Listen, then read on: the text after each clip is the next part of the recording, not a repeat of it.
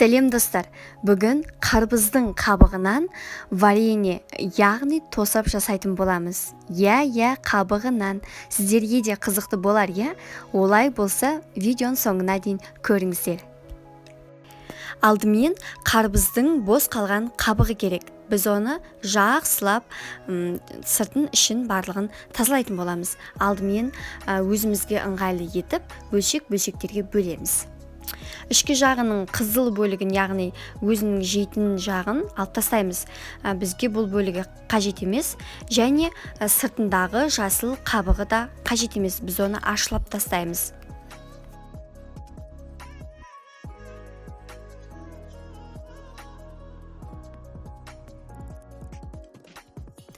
Енді оны майдалап тураймыз.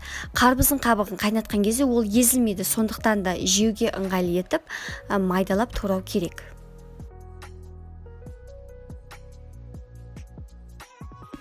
Су құямыз. Суды аса толтырудың қажеті жоқ. Бетіне дейін ғана кішкене батып тұрса болды. Не осылай. Қатты отқа 1 сағат қайнатуға қоямыз. Бізде 1 сағат өтті. Міне бетінде осындай қызыл пеналар шығады, көбіктер. Біз бұларды алып тастаймыз. Және тағы 10-15 минутқа кішкене су тартылғанша қайнатамыз. Байқаған шығарсыздар, қайнаған сайын түсі өзгереді. Енді бұны алып тастап, суын төгіп тастау керек. Бұған сироп дайындаймыз. Ол үшін бізге қант және су керек. Бізге сироп не үшін керек? Себебі қабықтарды қайнатқан кезде ешқандай олардан шырын бөлінбейді, сондықтан осындай сироп дайындауға тура келеді. Енді қанты ерендеп жатқан кезде салмамызды салып, әрі қарай қайнатуды жалғастырамыз. Қайнап шықты, міне, түсі өзгеріп, бір кәдімгідей бір мармеладқа ұқсас болып келе жатыр. Әрі қарай жалғастырамыз. 1 сағат қайнады.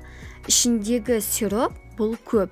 Тағы бір жарты беліне дейін тартылу керек, сондықтан ары қарай қайнатуды жалғастырамыз. Шырыны тартылды. Енді бұны оттан алып 4-3 сағатқа қоямыз.